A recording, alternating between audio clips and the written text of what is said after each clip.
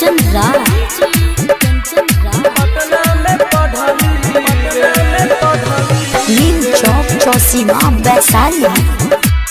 पटना में पढ़ली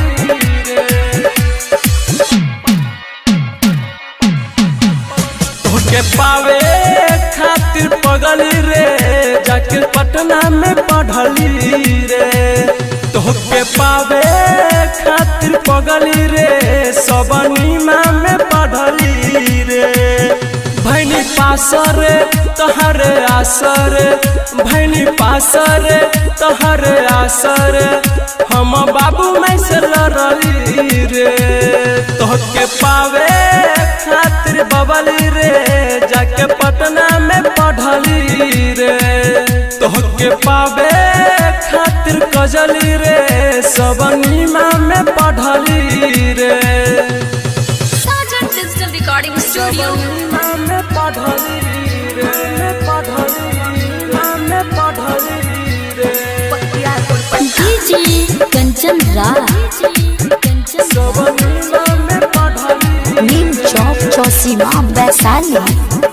सबनीमा में लेके डेरा हम पढ़नी घर से भागी के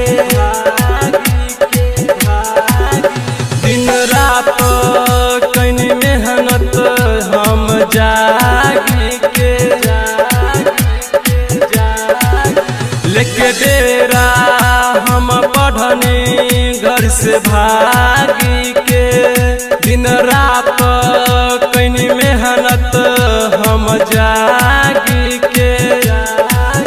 कले शादी रे देबो आजादी रे सच कहता निरबली रे। तोहके पावे खातिर बबली रे जाके पटना में पढ़ली रे। तोहके पावे खातिर पगली रे राम लखन में पढ़ली रे।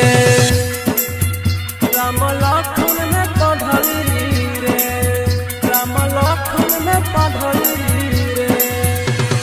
डीजे कंचन राज लखन में पढ़ली रे नीम चौक चौसीमा वैशाली। राइटर मधु राजा बा इंटर पास रे। श्रीला सेवक पर करले विश्वास रे। राइटर मधु राजा बा इंटर पास रे। श्रीला सेवक पर करले विश्वास रे। राजू विक्की से और गुड्डू से सब यार से हम लड़ली रे। तोहके पावे खातिर कजली रे